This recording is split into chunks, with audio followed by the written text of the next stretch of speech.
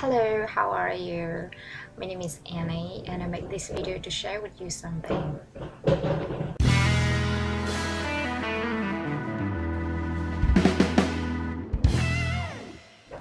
Well, in this first video, I will tell you about my very first experience and realization in Australia, a very beautiful country which I just spent a month with.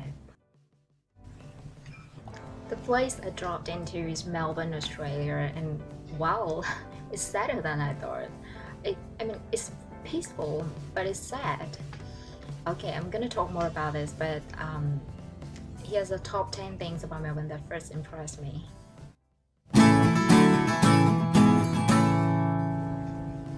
Yep, number one is English, of course. English is different here. I mean, I don't want to talk about pronunciation or accent because it's already obvious, or you guys already knew that. But the way they use English in their daily life is pretty much different from what we've been taught in Vietnam. I mean, in school or in English center. Well, don't take me wrong because I'm just talking about Australia, okay? Let's take this as an example. Instead of saying hello or hi for the first time you meet someone, or simply when you meet someone, most of the people here would say, hey, how are you? Or hey, how have you been? Or good day, mate. Good day, mate. Weird, isn't it?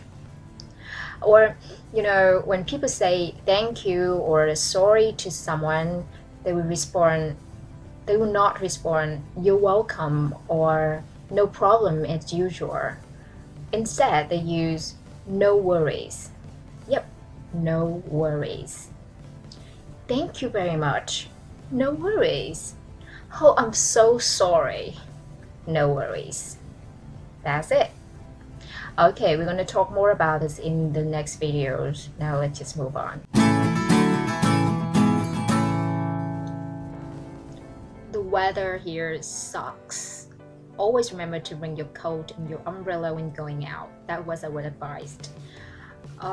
This is the summertime and the daylight temperature can go up to like 42 degrees, and at the same night it can go down to 15. Oh, and it rains in like any time. That's right.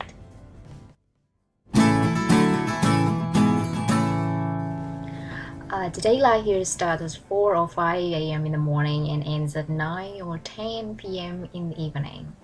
That's right. The first day I came here, I went to dinner, but I thought I was having a lunch. Weird. Yeah, 9 or 10 p.m. here in the evening, you will feel like just 4 or 5 p.m. in the afternoon. That's the difference in Vietnam, right? But pretty sure it's just summertime, so never mind.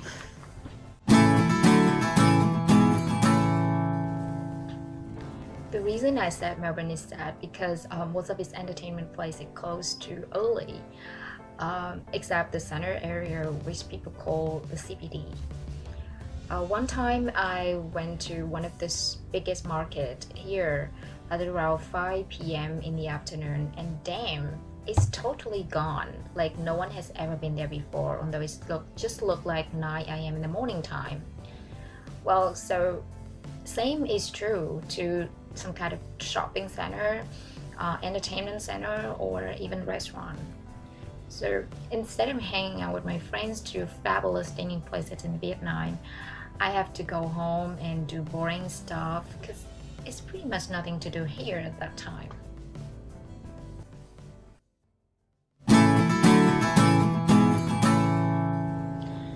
Everything here is automatically operated, from the public transportation, which will be controlled by a card named MyKey. For those who are planning to go to Melbourne in a short time, you should buy one when you get up here because you're definitely gonna use it right after the first day.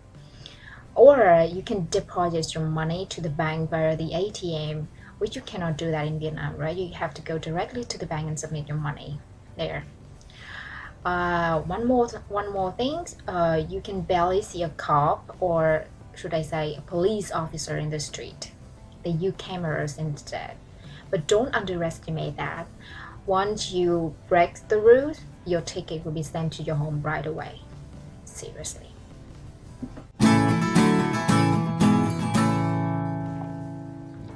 People here, they have queuing culture.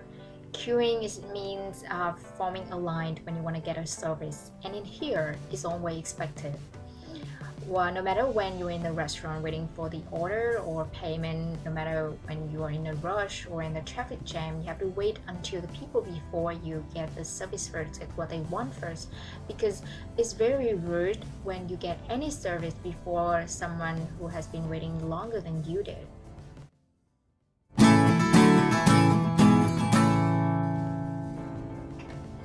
People here, they go on the left side. As cars drive on the left of the road in Australia, so people moving forward would generally go to the left as well. When walking on the pavement, or people, usually called the footpath, you should walk to the left whenever possible. And when walking on the escalator, which is the stairway, but you don't have to walk up forward or backward, you just have to stand still and the escalator will get you to what you want. Okay, where am I? When you travel on the escalator or moving walkways, you should keep to the left when you're standing and you should keep to the right when you're walking. It means that if you are not in a rush or in a hurry, you can, keep to the left and wait until the escalator take you to where you want. But when you're in the rush or you're busy or you're already late, you will keep to the right and you walk through. Okay, that's your right in Australia.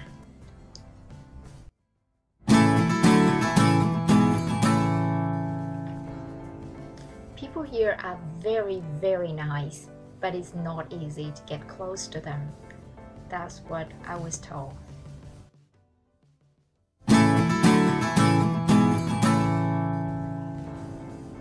Australia, but very little Aussie people, mostly Indian, Chinese, and Vietnamese, especially in the lecture hall. In my class, there isn't any native person at all, and even Western ones. 60% from India, 35% from China, and the rest is for others. Native people here do not often go to school, or to higher education. They learn how to work properly instead and spend much of their time to enjoy the life. I think that's the lifestyle difference.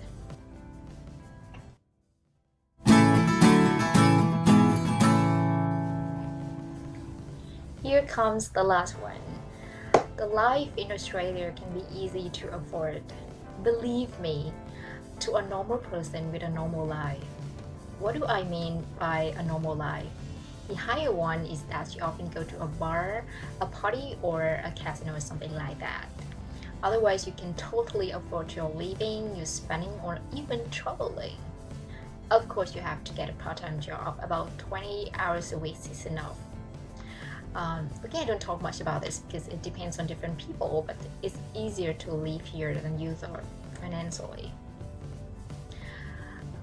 I guess that's all for my first video. Don't forget to like, subscribe, and leave comments under this. Thank you for watching, and I'll see you in the next videos. Goodbye.